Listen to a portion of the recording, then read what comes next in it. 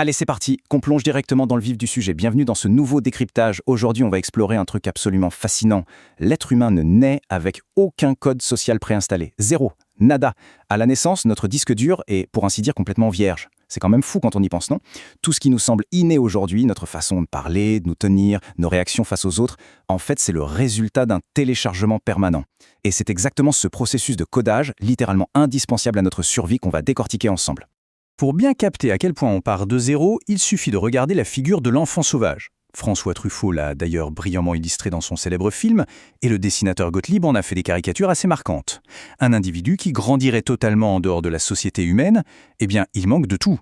Il n'a absolument aucune des attitudes corporelles qu'on attendrait de lui, il n'a aucune règle de base, et il n'a même pas les schémas de pensée nécessaires pour interagir avec qui que ce soit. En fait, sans le groupe, on reste à l'état de nature, totalement incapable de s'intégrer. Ce grand saut entre l'état de nature et le statut de membre à part entière d'une société, ça porte un nom, la socialisation. C'est vraiment un processus vital.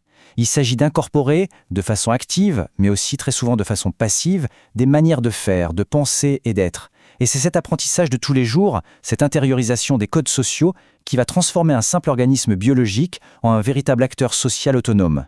C'est ce qui nous permet au final de trouver notre place dans le monde. Alors voici notre feuille de route pour comprendre tout ça.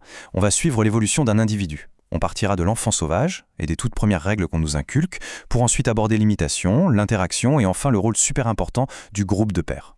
Numéro 1, l'enfant sauvage, ou la base de l'humanité. Faut bien se dire que pour sortir de l'animalité et apprendre ne serait-ce que sa langue maternelle, le contact avec d'autres adultes dès la naissance est juste une nécessité absolue. Ce qui nous amène au point numéro 2, l'injonction et l'inculcation des règles. Pendant ses premières années de vie, l'enfant est super malléable. Le but des adultes à ce stade, c'est d'imposer de façon très intentionnelle des modèles de conduite bien précis. Et ça illustre d'ailleurs parfaitement comment ce tout premier apprentissage repose massivement sur la contrainte. Pour faire rentrer les règles, on utilise un système très simple de sanctions. D'un côté, on a les sanctions positives, les petits cadeaux, les bisous, les félicitations. Et de l'autre, les sanctions négatives, qui vont de la simple interdiction de sortir jusqu'à la fessée d'autrefois. En gros, c'est un fonctionnement assez binaire pour bien faire passer le message. Ensuite, on passe à l'étape 3, l'imitation. C'est là qu'intervient l'apprentissage inconscient. On commence à s'éloigner de la contrainte pure et dure pour entrer dans quelque chose de beaucoup plus subtil. À cet âge-là, les enfants sont de véritables éponges.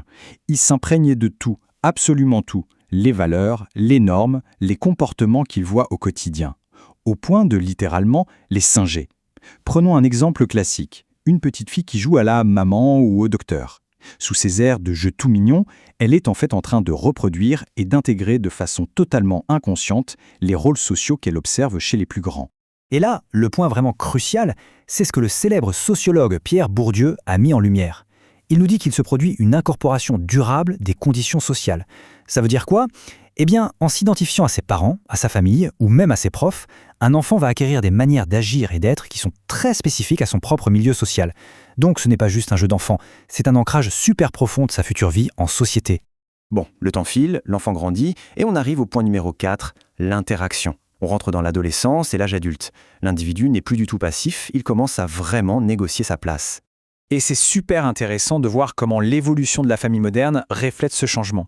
Historiquement, dans la famille nucléaire très classique, tout reposait sur une inculcation stricte et descendante. Mais aujourd'hui, avec des modèles comme les familles recomposées par exemple, on voit que la socialisation devient vachement plus interactive. On s'éloigne de l'autorité pure pour aller vers une éducation qui se base beaucoup plus sur le dialogue, l'adaptation et la négociation quotidienne. Du coup, une question s'impose. Que se passe-t-il exactement quand les règles ne sont plus seulement imposées par la famille, mais qu'elles commencent à être véritablement choisies ? Eh bien, c'est le grand moment de bascule. C'est l'émancipation, la période où l'on va chercher à devenir autonome, en dehors du cocon familial. Ce qui nous mène tout droit à notre 5e et dernier grand axe, le groupe de pairs. C'est le moment de se choisir son propre cercle social, un genre de laboratoire complètement indépendant où les adultes n'ont quasiment plus leur mot à dire. Or, ce qu'il faut vraiment retenir ici, c'est la différence radicale entre deux mondes.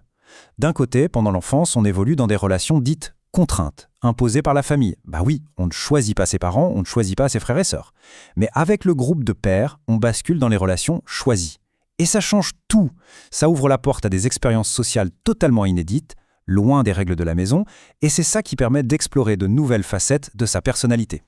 Sauf que ça ne s'arrête pas à une simple rupture avec la famille, bien au contraire. L'étape finale de notre développement, c'est de réussir à faire cohabiter ces deux mondes. Une fois qu'on a plongé dans la socialisation par les pairs, il faut l'articuler avec notre base familiale. Et là, ça demande des compromis. Il faut sans cesse faire le pont entre ce qu'on nous a inculqué depuis la naissance et ces nouvelles relations qu'on a nous-mêmes choisies. Et c'est précisément dans ce dialogue permanent que se forge vraiment la personnalité d'un adulte accompli. Alors, pour conclure ce décryptage, prenons juste une seconde pour réaliser un truc.